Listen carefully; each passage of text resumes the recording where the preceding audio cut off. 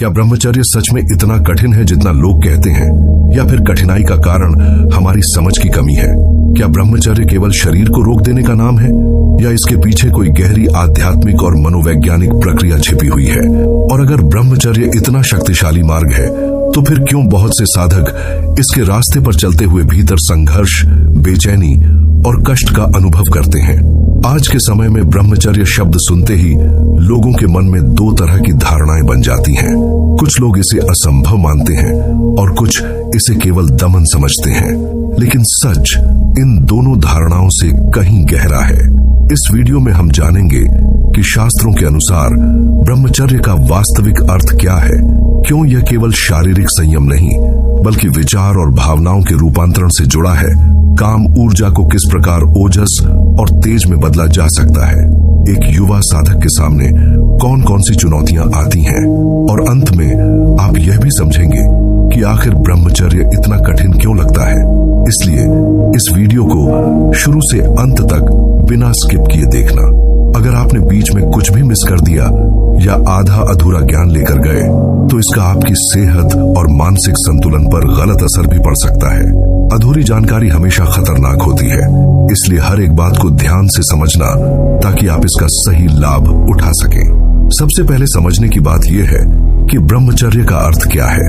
आज बहुत लोग इसे केवल एक शारीरिक नियम मानते हैं, जैसे कि किसी विशेष क्रिया से दूर रहना, लेकिन वेद, उपनिषद और योग की परंपरा में इसका अर्थ इससे कहीं अधिक व्यापक है। छांदोग्य उपनिषद में एक स्थान पर कहा गया है, ब्रह्मचर्येण तपसा देवा अमृतत्वमश्नुहु, अर्थात ब्रह्मचर्य और तप के द्वारा देवताओं ने अमृतत्व की अवस्था को प्राप्त किया।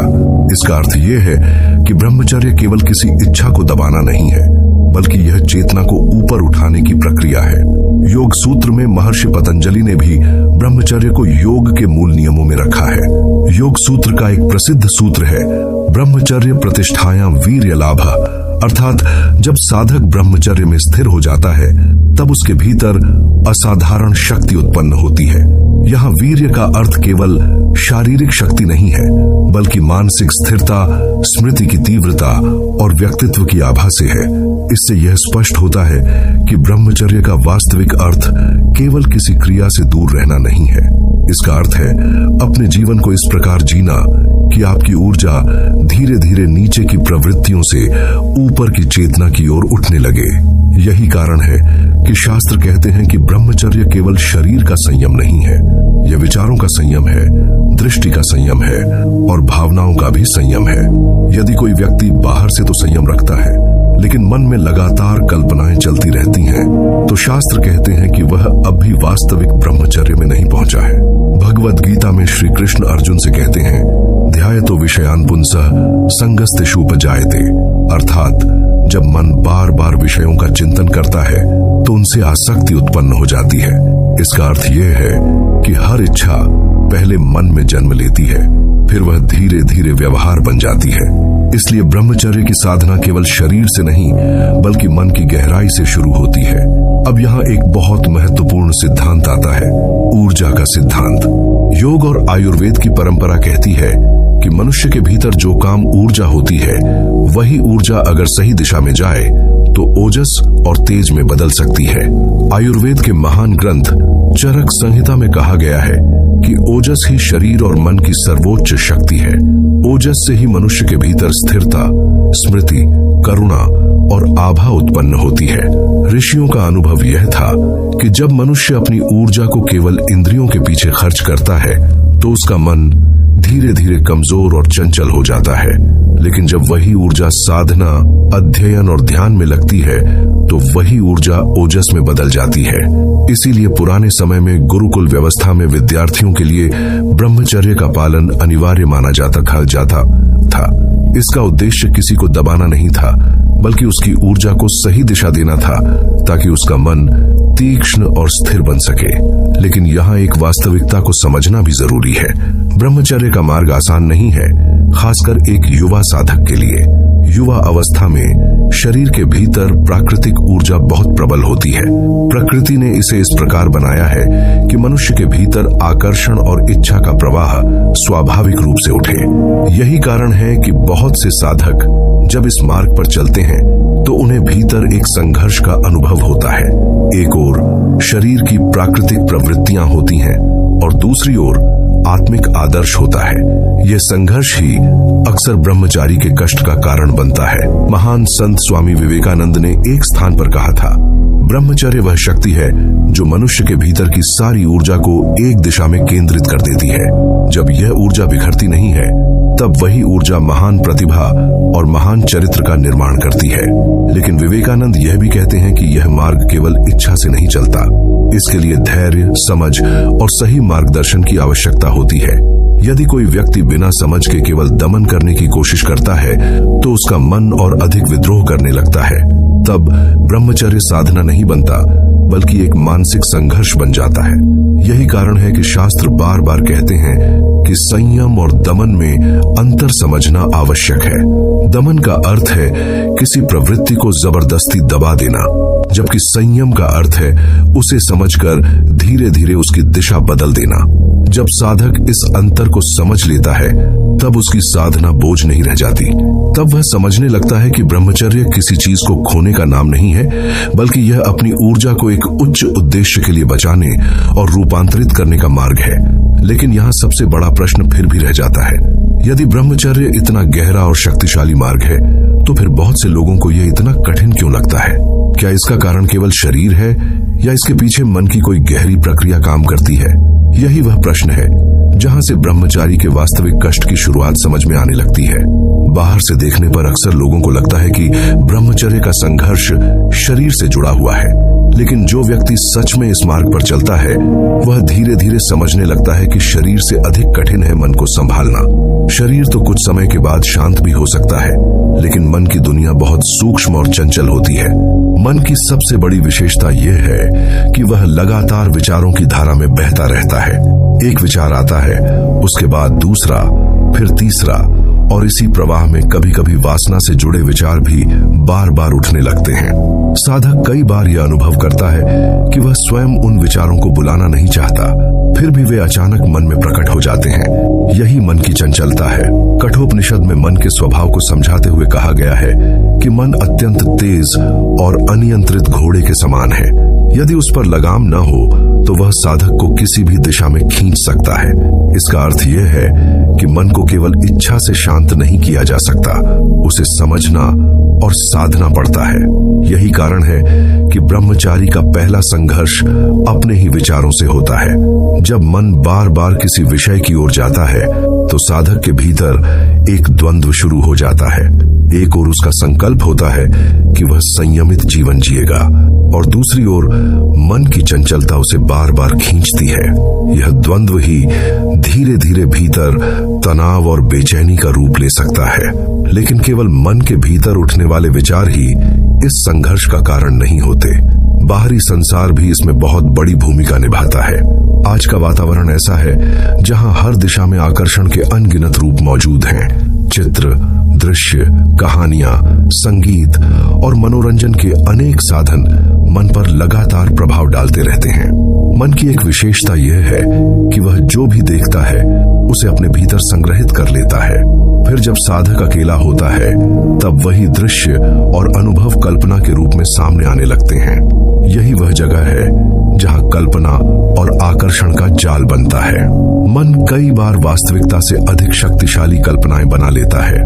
वह किसी व्यक्ति या किसी दृश्य को लेकर ऐसी कहानी रच देता है जो वास्तव में अस्तित्व में भी नहीं होती, लेकिन उस कल्पना का प्रभाव मन पर इतना गहरा होता है कि साधक को लगता है जैसे वह सच में उसी अनुभव के भीतर खिंच गया हो। यही कारण है कि कई संतों ने कहा है कि वासना केवल शरीर में नहीं रहती, उसका मूल स्थान मन की कल्पना में होता है। जब कल्पना बार बार किसी दिशा में जाती है, तो वही धीरे धीरे आकर्षण का रूप ले लेती है। यह स्थिति साधक के लिए इसलिए भी कठिन हो जाती है क्योंकि समाज में ब्रह्मचर्य को समझने वाले लोग बहुत कम होते हैं। अधिकांश लोग इस विषय को या तो मजाक में लेते हैं या फिर इसे असंभव मानते हैं। ऐसे वातावरण में जब कोई व्यक्ति इस मार्ग पर चलने की कोशिश करता है, तो उसे अक्सर अकेलेपन का अनुभव होता है। उसके आसपास के लोग शायद ये समझ ही नहीं पाते कि वह किस प्रकार के आंतरिक संघर्ष से गुजर रहा है। कई बार मित्र या परिचित उसके संकल्प को कमजोर करने वाली बातें भी कह देते हैं। कोई कहता है कि यह सब व्यर्थ है, कोई कहता है कि यह मनुष्य के स्वभाव के विरुद्ध है, और कोई इसे केवल एक सामाजिक नियम मानकर हंसी में उड़ा देता है। ऐसी परिस्थितियों में साधक के भीतर एक प्रकार का दबाव भी पैदा हो सकता है। एक ओर उसका आंतरिक आदर्श होता है और दूसरी ओर समाज का प्रभाव। इन दोनों के बीच संतुलन बनाना आसान नहीं होता।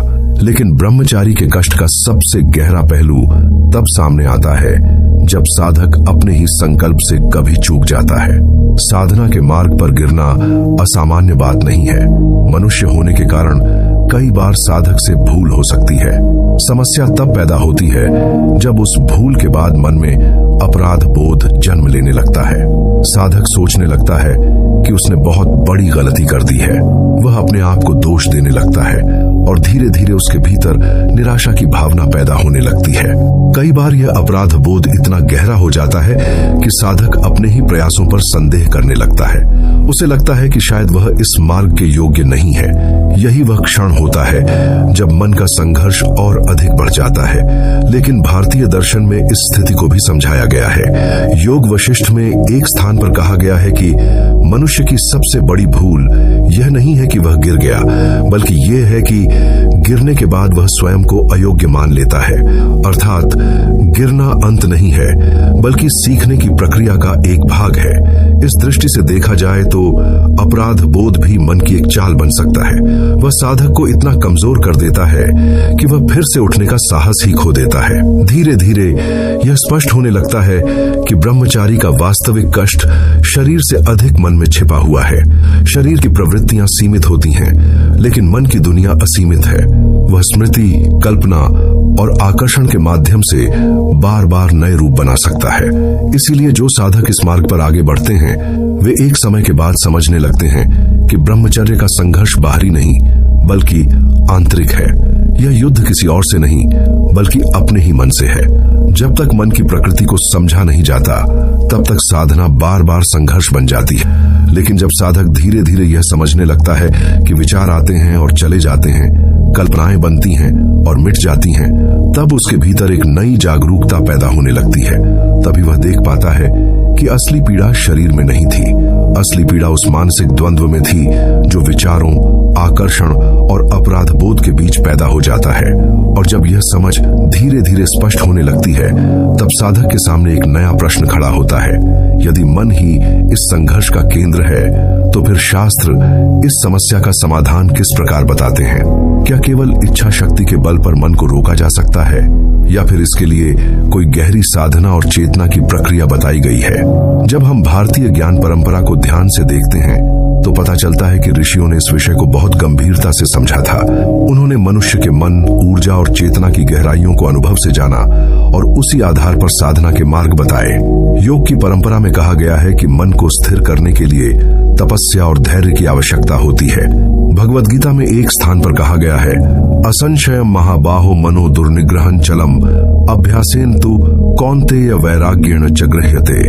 अर्थात हे अर्जुन, निस्संदेह मन बहुत चंचल और कठिनता से वश में आने वाला है, परंतु अभ्यास और वैराग्य के द्वारा उसे नियंत्रित किया जा सकता है। इसका अर्थ यह है कि मन को दबाने से नहीं बल्कि निरंतर अभ्यास और धीरे धीरे उत्पन्न होने वाली विरक्ति से साधा जा सकता है। यही बात ब्रह्मचर्य की साधना पर भी लागू होती है। जब साधक इस मार्ग पर चलता है तो प्रारंभ में उसे बार बार मन की चंचलता का अनुभव होता है, लेकिन यदि वह धैर्य के साथ अभ्यास करता रहता है तो धीरे धीरे उसके भीतर एक नई स्थिरता जन्म लेने लगती है। यही स्थिरता आगे चलकर उसकी आंतरिक शक्ति बन जाती है। ऋषियों का अनुभव था कि जब मनुष्य अपनी इंद्रियों पर संयम रखना सीखता है तब उसके भीतर कई अद्भुत परिवर्तन होने लगते हैं। उसकी स्मृति अधिक स्पष्ट होने लगती है, उसकी बुद्धि अधिक तीव्र हो जाती है और उसके व्यक्तित्व में एक प्रकार की आभा दिखाई देने लगती है। महाभारत के शांति पर्व में कहा गया है, संयमात लभते ज्ञानम संयमात लभते यशः संयमात लभते। तेज अर्थात संयम के द्वारा मनुष्य ज्ञान प्राप्त करता है, संयम के द्वारा यश प्राप्त करता है और संयम के द्वारा ही तेज उत्पन्न होता है। इसका अर्थ यह है कि संयम केवल किसी इच्छा को रोकना नहीं है, बल्कि यह मनुष्य के व्यक्तित्व को एक नई दिशा देता है। प्राचीन आश्रमों में रहने वाले ऋषियों के जीवन में यह बात स्पष्ट दिखाई देती थी। उनका जीवन बहुत सरल था, लेकिन उनकी बुद्धि अत्यंत प्रखर होती थी। वे कम शब्दों में गहरी बातें समझा देते थे। उनके चेहरे पर एक शांत तेज दिखाई देता था, जो केवल बाहरी तपस्या से नहीं बल्कि भीतर की ऊर्जा के रूपांतरण से उत्पन्न होता था। यही वह बिंदु है जहां से ऊर्जा के आरोहण का सिद्धांत समझ में आता है। योग की परंपरा कहती है कि मनुष्य के भीतर जो जीवन शक्ति प्रवाहित होती है, वही शक्ति अलग अलग स्तरों पर कार्य करती है। जब मनुष्य केवल इंद्रिय सुखों में उलझा रहता है, तब वही शक्ति नीचे की प्रवृत्तियों में खर्च हो जाती है। लेकिन जब साधक ध्यान, संयम और जागरूकता के साथ जीवन जीने लगता है, तब वही शक्ति धीरे धीरे ऊपर की ओर उठने लगती है। तंत्र और योग ग्रंथों में इस प्रक्रिया को प्राण की दिशा बदलना कहा गया है। प्राण अर्थात वह सूक्ष्म जीवन शक्ति जो शरीर और मन दोनों को चलाती है। जब साधक अपने श्वास, ध्यान और जीवन शैली को संतुलित करता है, तब यह प्राण ऊर्जा धीरे धीरे चेतना को ऊंचे स्तरों की ओर ले जाने लगती है। इसी संदर्भ में योग कुंडलिनी उपनिषद में कहा गया है, प्राणस्य निग्रहात् शक्ति जागृता भवति, अर्थात जब प्राण की दिशा को संयमित किया जाता है, तब भीतर की शक्ति जागृत होने लगती है। इसका अर्थ यह नहीं है कि कोई चमत्कारिक घटना तुरंत घट जाती है, बल्कि इसका अर्थ यह है कि साधक की चेतना धीरे धीरे अधिक जागरूक और स्थिर होने लगती है। लेकिन इस मार्ग में एक और अत्यंत महत्वपूर्ण तत्व है, और वह है गुरु का मार्गदर्शन। शास्त्रों में बार बार कहा गया है कि आध्यात्मिक साधना केवल पुस्तकों को पढ़कर पूरी तरह समझ ही नहीं जा सकती, क्योंकि मन की सूक्ष्म चालों को पहचानना आसान नहीं होता। मुंडक उपनिषद में एक प्रसिद्ध वाक्य है, तद विज्ञानार्थम स गुरुमेवाभिगच्छेत्, अर्थात उस परम ज्ञान को समझने के लिए मनुष्य को गुरु के पास जाना चाहिए। इसका अर्थ यह है कि गुरु केवल ज्ञान देने वाला व्यक्ति नहीं होता, बल्कि वह साधक को उसकी आंतरिक यात्रा में सही दिशा दिखाने वाला मार्गदर्शक होता है। जब साधक किसी अनुभवी गुरु के संपर्क में आता है, तब उसे यह समझ में आने लगता है कि उसके भीतर जो संघर्ष चल रहा है वह असामान्य नहीं है। गुरु उसे धैर्य रखना सिखाता है और यह भी समझाता है कि साधना का मार्ग धीरे धीरे खुलता है। लेकिन शास्त्र यहाँ एक महत्वपूर्ण चेतावनी भी देते हैं। वे कहते हैं कि ब्रह्मचर्य को केवल कठोर नियम बना देना भी उचित नहीं है, क्योंकि यदि कोई व्यक्ति केवल भय या दबाव के कारण संयम रखने की कोशिश करता है, तो उसके भीतर दबाव बढ़ सकता है। अमृत बिंदु उपनिषद में कहा गया है, मन एव मनुष्याणाम कारणम बंध मोक्षयो, अर्थात मन ही मनुष्य के बंधन का कारण है और मन ही मुक्ति का कारण है। इसका अर्थ यह है कि यदि मन को समझे बिना केवल बाहरी नियमों का पालन किया जाए तो साधना अधूरी रह सकती है। इसीलिए ऋषियों ने हमेशा संतुलन पर जोर दिया। उन्होंने कहा कि संयम का अर्थ है जागरूकता के साथ जीवन जीना, न कि अपने स्वभाव से युद्ध करना। जब साधक इस अंतर को समझ लेता है, तब उसकी साधना धीरे धीरे सहज होने लगती है। वह समझने लगता है कि ब्रह्मचर्य कोई दंड नहीं है, बल्कि यह एक प्रक्रिया है जिसमें मनुष्य अपनी ऊर्जा को धीरे धीरे परिष्कृत करता है। यह यात्रा तुरंत पूरी नहीं होती, इसमें समय लगता है, धैर्य लगता है और बार बार अपने भीतर झांकने की आवश्यकता होती है। जब यह समझ गहरी होने लगती है, तब साधक के भीतर एक नई दृष्टि जन्म लेती है। वह अब अपने संघर्ष को दुश्मन की तरह नहीं देखता, बल्कि उसे अपनी साधना का हिस्सा मानने लगता है। और यही वह बिंदु है जहां से एक और महत्वपूर्ण प्रश्न उठता है। यदि शास्त्रों ने मार्ग बता दिया है, यदि धैर्य, साधना और जागरूकता से मन को धीरे धीरे बदला जा सकता है, तो फिर एक साधक अपने दैनिक जीवन में इस मार्ग को कैसे अपनाए? कैसे वह अपनी दिनचर्या, अपने विचार और अपनी ऊर्जा को इस प्रकार संतुलित करे कि ब्रह्मचर्य उसके लिए बोझ नहीं, बल्कि एक स्वाभाविक जीवन शैली बन जाए? यही वह प्रश्न है जहां साधना का वास्तविक मार्ग शुरू होता है। क्योंकि केवल आदर्श जान लेना पर्याप्त नहीं होता, उसे जीवन में उतारना ही असली साधना है। जब साधक इस दिशा में ध्यान देता है, तो उसे धीरे धीरे समझ में आने लगता है कि ब्रह्मचर्य का पालन केवल इच्छा शक्ति से नहीं होता, बल्कि पूरे जीवन के संतुलन से होता है। सबसे पहले जीवन शैली की भूमिका समझनी होती है। मन और शरीर अलग अलग नहीं चलते, दोनों एक दूसरे से गहराई से जुड़े हुए हैं। यदि भोजन भारी, असंतुलित और अत्यधिक उत्तेजना देने वाला हो, यदि दिनचर्या अस्त व्यस्त हो, यदि जीवन में अनुशासन न हो, तो मन को स्थिर रखना कठिन हो जाता है। यही कारण है कि प्राचीन परंपरा में साधकों को सरल, सात्विक और संयमित जीवन जीने की सलाह दी जाती थी। गरुड़ पुराण में एक स्थान पर कहा गया है कि मनुष्य का भोजन उसके मन के स्वभाव को भी प्रभावित करता है। जो भोजन बहुत अधिक उत्तेजना पैदा करता है वह मन को भी चंचल बनाता है, और जो भोजन संतुलित और सरल होता है वह मन को भी शांत बनाने में सहायता करता है।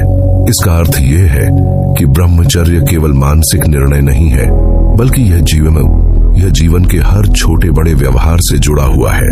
दिनचर्या भी उतनी ही महत्वपूर्ण है। जब जीवन में नियमितता होती है, जब सोने और जागने का समय संतुलित होता है, जब शरीर को पर्याप्त श्रम और विश्राम मिलता है, तब मन भी धीरे धीरे संतुलित होने लगता है। लेकिन यदि जीवन में आलस्य, अनियमितता और अत्यधिक भटकाव हो तो मन की चंचलता और बढ़ गई जाती है। इसके साथ ही संगति का प्रभाव भी बहुत गहरा होता है। मनुष्य जिस वातावरण में रहता है उसी के अनुसार उसका मन भी ढलने लगता है। यदि आसपास का वातावरण संयम, अध्ययन और जागरूकता से भरा हो तो साधना सहज हो जाती है। लेकिन यदि वातावरण लगातार भोग और आकर्षण की ओर खींचने वाला हो तो साधक के लिए अपने संकल्प को बनाए रखना कठिन हो जाता है। यही कारण है कि संतों ने हमेशा सत्संग पर जोर दिया। सत्संग का अर्थ केवल किसी सभा में बैठना नहीं है, बल्कि ऐसे लोगों के संपर्क में रहना है जो जीवन को जागरूकता और संयम के साथ जीने की कोशिश कर रहे हों। ऐसा वातावरण साधक को बार बार उसकी दिशा की याद दिलाता है। लेकिन जीवन शैली के साथ साथ मन को स्थिर करने के लिए साधना भी आवश्यक है। ध्यान और प्राणायाम इसी साधना के महत्वपूर्ण साधन हैं। जब मनुष्य कुछ समय शांत होकर अपनी श्वास पर ध्यान देता है, तब धीरे धीरे मन की गति धीमी होने लगती है। हठ योग प्रदीपिका में कहा गया है, चले वाते चलम चित्तम निश्चले निश्चलम भवेत। अर्थात जब प्राण की गति चंचल होती है तो मन भी चंचल होता है, और जब प्राण शांत हो जाता है तो मन भी स्थिर होने लगता है। इसका अर्थ यह है कि श्वास और मन का गहरा संबंध है। जब साधक नियमित रूप से प्राणायाम और ध्यान करता है, तब उसके भीतर एक नई सजगता जन्म लेने लगती है। वह अपने विचारों को देखने लगता है, उनसे तुरंत बहने की जगह उन्हें समझने लगता है। यही जागरूकता धीरे धीरे मन के भीतर संतुलन पैदा करती है। इसके साथ एक और बात अत्यंत महत्वपूर्ण है, और वह है ऊर्जा का रचनात्मक उपयोग। यदि मनुष्य के भीतर ऊर्जा है लेकिन उसके पास उसे उपयोग करने का कोई सकारात्मक मार्ग नहीं है, तो वही ऊर्जा उसे बेचैन करने लगती है। इसीलिए प्राचीन आश्रमों में विद्यार्थियों का जीवन केवल अध्ययन तक सीमित नहीं होता था। वे सेवा करते थे, श्रम करते थे, ज्ञान प्राप्त करते थे और साधना भी करते थे। इस प्रकार उनकी ऊर्जा कई रचनात्मक दिशाओं में प्रवाहित होती थी। जब साधक अध्ययन करता है, जब वह समाज की सेवा करता है, जब वह अपने ज्ञान और समय को किसी उच्च उद्देश्य में लगाता है, तब उसकी ऊर्जा धीरे धीरे स्थिर और निर्मल होने लगती है। तब वही ऊर्जा जो पहले बेचैनी पैदा करती थी, अब शक्ति का स्रोत बन जाती है।